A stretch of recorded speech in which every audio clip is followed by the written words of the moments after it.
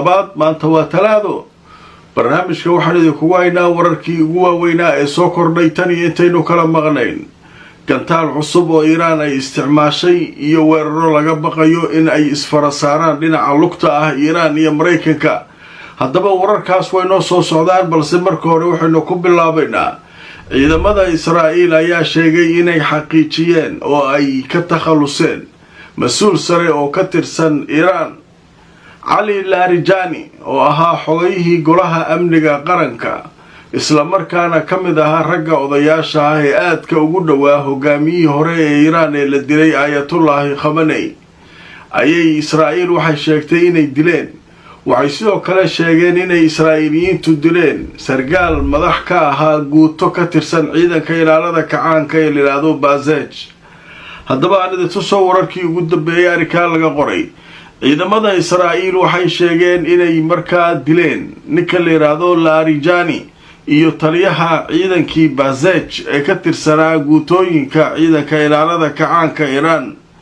haddaba maanta oo talaada ah ayay Israa'iiliyiinta ciidankoodu waxay si rasmi ah u sheegeen inay dileen xogayihii amniga qaranka Iiraan Ali Larijani haddaba waxaa la sheegay in markaa sidoo kale wasiirka gaashaandhigga Israa'iil Katz isaguna uu sheegay uu ka hadlay inay dileen Ali Larijani war goordhow soo baxay oo qoraal ah asagana waxaa lagu sheegay in ra'iisul wasaaraha Israa'iil uu isaguna ka hadlay dilka ninkaas oo sheegay in Israa'iil dhankeeda uu muhiim u ahaa ayna aaminsan yihiin inuu ka mid ahaa maskaxda ugu sarreysa dhanka hoggaanka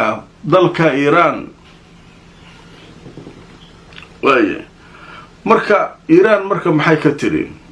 Iiraan ilaa hadda war sax ah oo rasmi ah oo ay ka soo saartay dilka Ali Larijani ma jiro waxa soo kale aan arkayay iyadoo la leeyahay wakaaladda wararka Faris ee Iiraan waxay sheegtay in ay markaa dhawaan uu warqad soo qori doono ninka la yiraahdo Ali Larijani oo macnaha uu soo hadli doono risaala uu soo diri doono haddaba Ali Larijani haddana waxaa la sheegay wuxuu ku soo qoray risaaladii meeshiisa internetka ee la yiraahdo Twitterka ayuu risaalo soo qoray oo meesha ku soo qoray risaaladaas waxay ka hadlaysay isagoo u tacsiyeynaya qaar ka mid ah ciidankii badda ee markaa Iiraan ee duqeymaha Mareykanka ku dhintay ayuu u tacsiyeynayay marka ilaa hadda war intaa dhaafsiisan oo dhanka Iiraan ka soo baxay ma jiro laakiin wararka dilka ninkan sidoo u dhacay waxay sheegaysaa Israa'iil ninkan in la dilay isagoo ku sugan apartment magaalada Tehran ku yaala oo xogtiisa la soo helay guri ka mid ah shaqooyinka ama guryaha apartmentska magaalada caadiga ah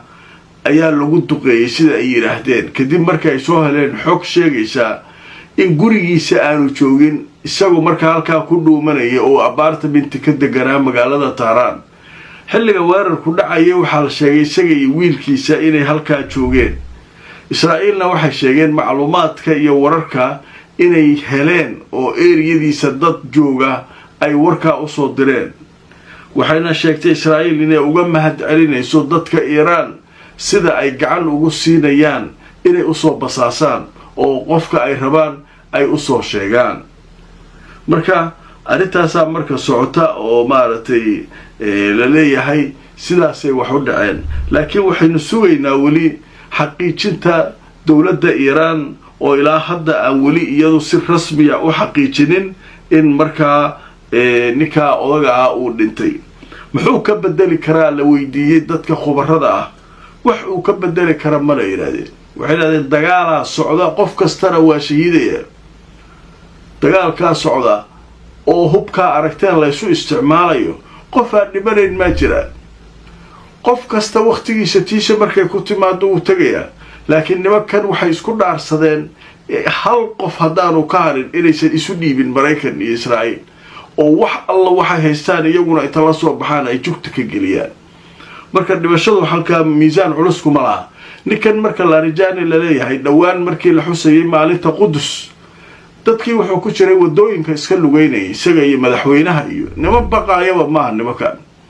marka adaaba iswareerinayo waataan halkan kusoo gudbinaynay marka ninkaasu nin noocaasa ayuu ahaa waayahay marka dilka iyo weerarada xoogga leh ee iiraaniyiintu ay qaadeen ayaa dadka qaar inta isku miisaamaan waxay leeyihiin waxbaa jira inuu dilka jiraa laga yaabaa marka la isticmaalayo hubka nooc cusuba oo iiraan ay la soo baxday oo gariiriyey israa'iil laakiin iyada wax soo sheegaa male mogtay xog badan oo gudaheeda iyo macluumaad fara badan oo basaasiin badan iyo inta badan lagama hayo haddaba markaan idintusoo wararkii ugu dambeeyey ciidanka ilaalada kacaanka iiraan waxay sheegeen inay fuliyeen dufcaddii 58aad ee ka tirsan alwacdu saadiq 4 waxay sheegeen in dufcaddan ay ku weerareen saldhigyada ciidamada maraykanka ee ku yaala gobolka waxay sidoo kale sheegeen inay adeegsadeen ilaa 58 gantaal oo nooca loo yaqaano qaramhashar oo aad markaa u culus oo midkiiba uu qaadayay 2 tan oo walxaha qarxa ah iyo sawaariikhda nooca la yiraahdo qaadir waxay sidoo kale sheegeen inay fuliyeen adeegsiga sawaariikhda faatix iyo khaybar shakan waxaana sidoo kale sheegeen weeraradii ay qaadeen oo ugu dambeeyay inay qayb ka ahaayeen diyaaradaha droniska markii warkaas uu soo baxay oo intaasoo gantaalaha magacyadooda la tiriyey gooniya looga saaray warkan hadda aan soo wado gantaal cusub oo weligiis la maqlin ayaa israa'iil ku dhacaaliyeen marka israa'iil marka hadda iiraaniyiintu marka ninaa la wareysanayay wariye ah oo ku sugan magaalada tahraan wariye ku sugan oo u shaqeeya al-jazeera ayaa waxaa la weydiiyey xaaladdu siday tahay magaalada tahraan wuxuu sheegay in la adeegsaday sida ciidamadu ay sheegeen gantaal nooc cusuba galabta in la adeegsaday laakiin warka wuxuu sheegay qaar ka mida warbaahinta iiraan inay qorayso xog ku saabsan inay hayaan madaxda israa'iil ee la raadinayaba masaajidka barakaysan ee al-aqsa hoostiisa undergroundka meesha hoose inay doogaan meeshay degeen soo bishaan oo dhan soo ma ogeyn masaajidka albaabadiisa dhan inay xireen oo meesha wax kusoo dukan kara male ay dhaheen hadda waxaa lagu leeyahay ragga israa'iiliyiinta masaajidkayba ku dhex adeegtaa masaajidkay galeen waxaa ka dhaadhacsan in dowladdan islaamiga aysan masaajidka barakaysan ee al-aqsa aysan burburinayn caqligaas ka waran masaajidkii dadkii intay ka xirteen ayay maaragtay hoostiisa ku xaroodeen haddaba marka gantaalkan ayaa waxaa la sheegay 2 meel inuu ku dhacay talaabiib iyo qudus inay u isticmaaleen waxaa la sheegay dhulka inuu gariinay haddaba markaan idintuso gantaalkan nooca cusuba ee laga sheekaynayo iiraan inay la soo baxday galabta haddaba waxaa la sheegay iiraan inay riday gantaalka la yidhaahdo xaaji qaasim telefishinka iiraan ayaa sheegay in la isticmaalay gantaalka la yidhaahdo xaaji qaasim waana markii ugu horreysay howlgalka la yidhaahdo alwacdu saadiq 4 loo isticmaalo alxaaji qaasim ee gantaalka la yidhaahdo iiraan marka mar walba alaaba la soo baxaysaa alaabtan waxaa leeyahay weli lama isticmaalin awal marra waaye oo ay iiraan bannaanka soo dhigto marka sheekada iyaduna halkaasay maraysaa oo wararkaas alxaaji qaasim wuxuu ka mid yahay ayaa leeyahay alaabta soo korortuu ka mid yahay waaye ninkii macron ahaa ayaa hadlay macron ma imaanaysaa ma furaysaa ma ka qayb qaadanaysaa furitaanka hormus macron waa madaxweynaha faransiiska sheeko yaab lahu keena laakiin ninkan wuxuu ogaaday ninka taraama inuu lacalacay isku dhex yaaco ogaado nin oo waase wareersan inuu yahay oday wareeray oo isku dhex yaacay inuu noqday markaas wuxuu leeyahay laba arrin oo ka hadla aan barnaba isqabanayn diyaaraan oo leeyahay inaan ka qayb qaadano furitaanka macbarka meesha la marayo macnaha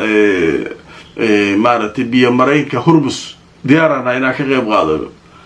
midda kale wuxuu leeyahay Iran waa inay ogolaato inaan marno meesha taasoo kale weligii baan ninka warka laga soo qoray wax aan la yaabay waayo oo ninkan muxuu u imaanaa meesha wuxuu ku leeyahay tansiiq Iran in la helo waayo Iran anaga inta isku dubaridno sheekada inaan anaga marno hadiiba Iran ay ogoshahay inaan marto oo qof kasta maro maxaa marka lagaaga baahan yahay inay imaatid waxa lagugu yeeray ina Iran la dirirtid ina xoog meesha ku furtid oo Mareykanka safkiisa ay noqotid marka aniga maartay waa imaana laakiin tansiiq Iran ina la helo macna Iraniyiinti anaga waxaan ina isla ogaano meesha aan maray aniga nimanka gaalada mar waxa isleedahay caruurta ka aqli badan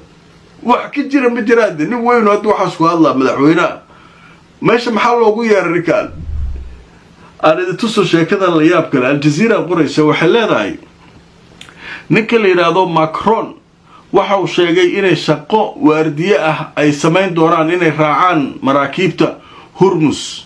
laakiin waa in marka la weydiistaa Iran tansiiq ogolaanshiyo iyo waxaan in Iran la weydiisto anagu diyaaraan nahay kula mas'uuliyadda maraakiibta inaan raacno laakiin waa in la joojiyaa darabaadka ama garaacista la hayo duqaymaha waa in la joojiyaa tansiiq Iran in la helaa anaga ayadoo dagaal socdo kulaha maraakiibta inta wadno ma mareyna meesha ruuxaan bacay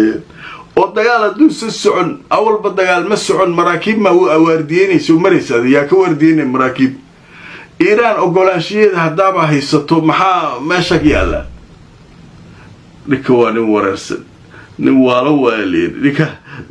dadkan anagu baartay aan leenahay waa khatar ونمكن رجال بيتك ونمكن أدوك حواي تدكي وجوه الريواي وحكي ترى ماله تدرك ذاك أساس والله أدم بيد اللي فيه ويا سوي ترابي واكل الدري وحال بس بالله سكوع يارا أدوك كاري كوع يارا يا أمري تدخل ليس عقل لهاي أي أمري